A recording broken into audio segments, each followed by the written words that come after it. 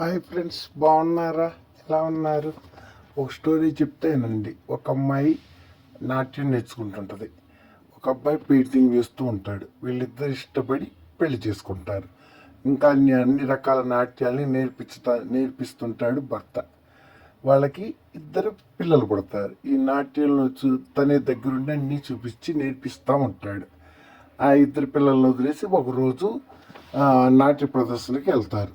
పెద్ద తుఫాన్ వస్తుందని తెలియక పిల్లల్ని ఇంట్లో వదిలి ఒక పని మనిషిని పెట్టి వెళతారు. అసలు చెట్లు అన్నీ ఊగుతున్నాయి. అక్కుంది, తమ్ముడు ఇద్దరున్నారు. మొత్తం వాటర్ వస్తున్నాయి. అంతా సగం బిల్డింగ్లు అంతా వాటరు. అక్క తమ్ముడు తీసుకొని పైకి వెళ్ళింది. రోడ్డు అంతా వాటరు.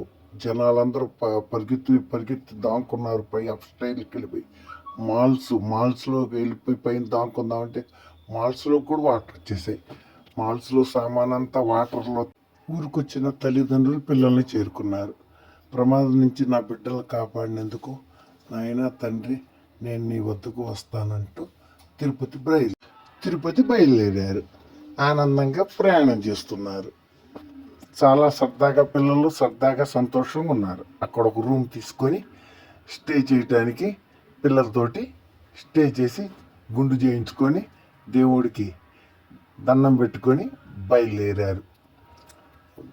భర్త బిడ్డకి ఇద్దరికి దేవుడికి తలనీలాలు ఇచ్చి సంతోషంగా దైవ దర్శనం చేసుకొని లడ్డూలు తీసుకొని బయలుదేరారు.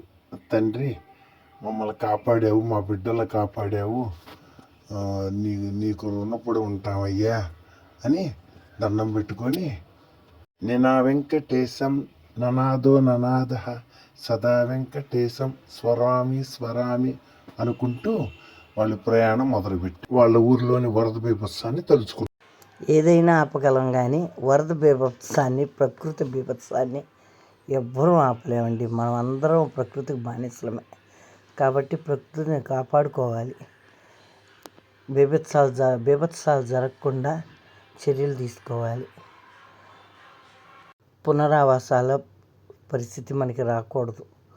అందుకని మన దేశాన్ని కాపాడుకోవాలంటే అనేక మొక్కలు నాటాలి, ఆక్సిజన్ అభివృద్ధిగా అందేటట్టు చేయాలి, మన ప్రకృతిని కాపాడుకోవాలి.